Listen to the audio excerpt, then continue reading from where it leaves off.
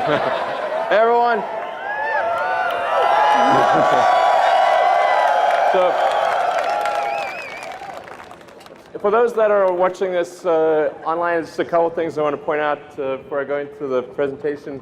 The projector that is producing that image is powered by a Model S. There are no wires. So that is a projector on a Model S with the energy coming from the battery pack, and that is what's producing that image. And that is the factory. Like a lot of people may not realize, that is actually part of the factory. That is not a screen. And the people in the audience are the people that have designed and engineered and built the Model 3.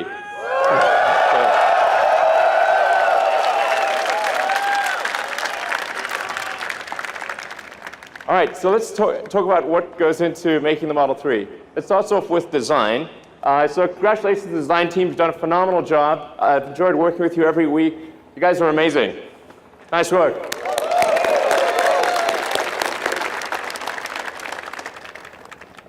So there are many elements of the design. It's difficult to actually say exactly what makes it good, but except to say that we agonize over every curve, over every detail, every corner, every element of the interior, the exterior, including things that people probably won't even notice. We care about every part of it.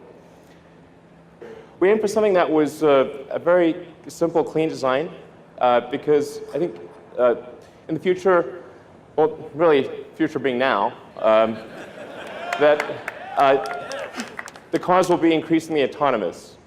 So you won't really need to look at an instrument panel all that often. You'll be able to do whatever you want. You'll be able to watch a movie, talk to friends, go to sleep. Every Tesla being produced right now, the Model 3, the Model S, the Model X has all of the hardware necessary for full autonomy. And I think a lot of people still don't realize that. It's got the 8 cameras, it's got 12 ultrasonic sonar, it's got the forward radar, and it's got over 10 teraops of computing capability. Let's go more into the interior. So one of the challenges with the car was, since it is smaller than a Model S, how do we make a car that is smaller on the outside, bigger on the inside? So we took an idea from the Model X, which was the canopy screen. That makes you feel like if you're in a Model X, it makes you feel like you're flying a helicopter. It really has this amazing feel. And we turned that around, put that on the rear of the Model 3 so that you could still have a great deal of rear headroom and have this amazing view while being in a smaller car. It's actually one of the toughest design challenges of making the Model 3. And then in terms of engineering the car, we had to engineer it to be a lot easier to build. The Model S is an amazing car, but it's very hard to build. So we had to get the part count down, design it still to be light, but also to make it affordable. And I think that the team's done an amazing job of that. And then where this really shows up is in things like safety. So let's take a look at the safety video. So on the one hand, you've got a car that is one of the safest cars in the world, a Volvo S60.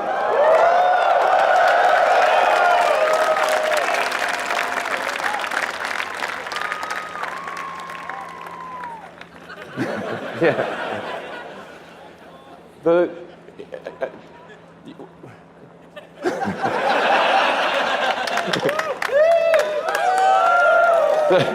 So there are a lot of cars that say they are 5-star, and they are sort of 5-star. That's not a scientific metric, but even though they are something like the Volvo, great car, by normal standards, very safe.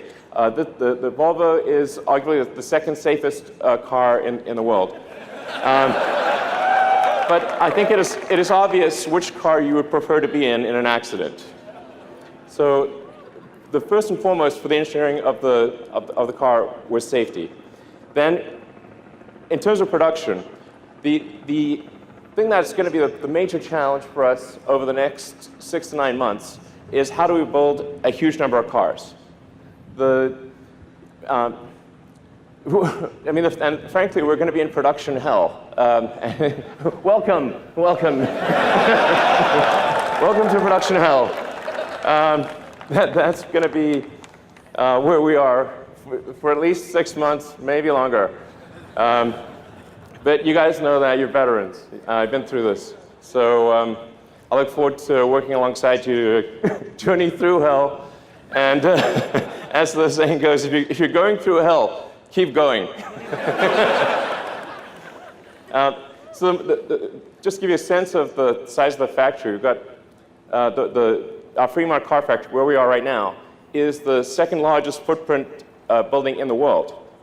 And that's going to ultimately produce 500,000 Model 3s and about 100,000 combined S and X vehicles, and maybe more if we can do it.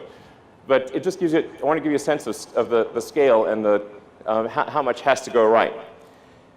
So then a frequent question I get asked, I noticed it popping up on Twitter quite a lot. Where is my Model 3?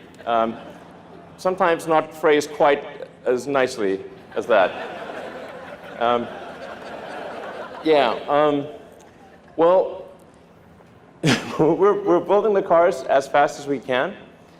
We're going to drive this ramp as hard as we possibly can. I have here a chart, so if you had trouble falling asleep, then this chart might help you. The point is to give you a sense of how manufacturing actually works. There are 10,000 unique parts in a Model 3, and these are coming from all over the world. About 2/3 come from North America, and about 1/3 from the rest of the world. But as you can see with this chart, which looks like we're being shot with ICBMs, I think that is the ICBM chart, actually. Save us, exactly. Well, we need missile command. Where's the missile command button? But almost anything that goes wrong anywhere in the world, if we haven't buffered the supply chain, will interrupt the production progress. When you have 10,000 unique items in a vehicle or any object, any one of them can slow down the production process. So the production rate will move as fast as the slowest and least luckiest component in the whole mix. Then on top of that, we have the Gigafactory. So this is a stop motion. We started off with there being nothing. There was just a sort of desert, and built what is now it's actually now the largest battery factory in the world. And when it's done, will produce more lithium-ion batteries than the rest of global production combined from one building. So, yeah. So, in fact, let's go to the Gigafactory live, see if we can connect to them. Hey guys. We have a whole bunch of people in Nevada that are helping make the battery pack, and the motor, the powertrain, and so we've got giant factory making battery packs and powertrains, giant factory making cars, and giant supply chain, and so all of those have to work together in cadence in order to get to our initial target of 5,000 cars a week, and then hopefully by the end of next year towards 10,000 cars a week. And then you're probably wondering, okay, will I be able to charge my car? Well, this is like probably the second most common question I get on Twitter, like, the supercharger is full, what is wrong with you? Why are you such a huge idiot? I'm like, sorry. Okay, we are tripling the number, by the end of next year, there will be 3 times as many superchargers as there are today. So that should really help out a lot. Essentially, you'll be able to go almost anywhere, North America, Europe, Asia, Australia, and many parts of Asia and the Gulf area by the end of next year. Eventually, you'll be able to go anywhere on Earth. Woo! Yeah. So, thank you. And actually, technically, you can go anywhere on Earth, because anywhere on Earth where there's electricity, you can charge your car. So the supercharger is just about being able to charge a car really fast. Okay, so let's talk about the specs for the Model 3. there are two main variants. There's the standard and the long range. The standard, well, is going to be $35,000 for a 220-mile range. It's going to be a fast car. So the acceleration will still be well under 6 seconds, 130 mile an hour top speed. And then you can also get the long range one, which will have a range of 310 miles. Yeah.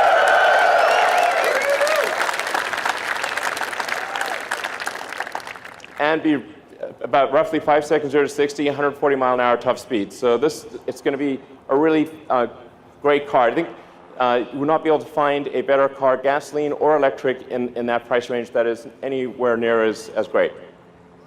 All right.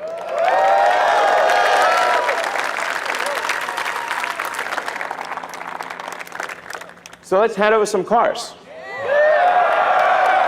We have the first 30. We have the first 30 production cars here, being charged right now, right there.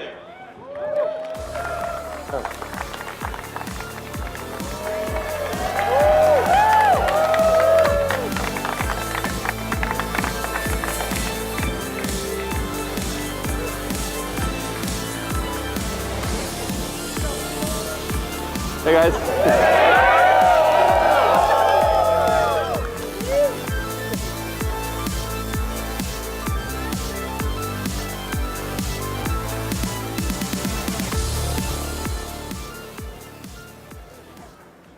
All right, so, hey guys.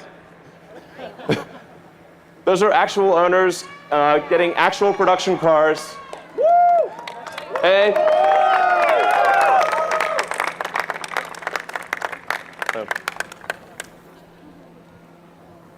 So there's actually, let's see, there's actually a total of 50 production cars that we've made this month. And 20 of which will be used for engineering validation, 30 of which will be on the roads with customers. And I want to just say to those that have lined up to buy a Model 3 and that in some cases spent days outside of our stores to be first on the list, I just want you to know that really matters to us. We really care. And we're going to do everything we possibly can to get you the car as soon as possible. So we're going to work day and night to do right by the loyalty that you've shown us. Thank you for doing that.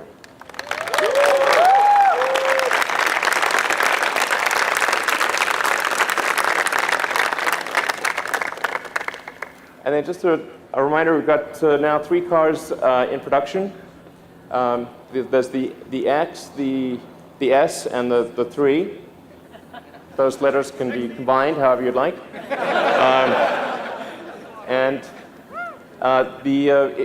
To give you a sense, if you order a Model 3 now, you'll probably get it towards the end of next year. But because the S and the X are in production, if you order them now, you can get them in about 1 or 2 months. And as I'd like to thank all the customers who own a Model S and X, and those who buy a Model S and an X, because in doing so, you make the 3 possible. The money that we make with an S and X all goes into building Model 3. So thank you for doing that. Thank you for our longtime supporters. And thank you guys.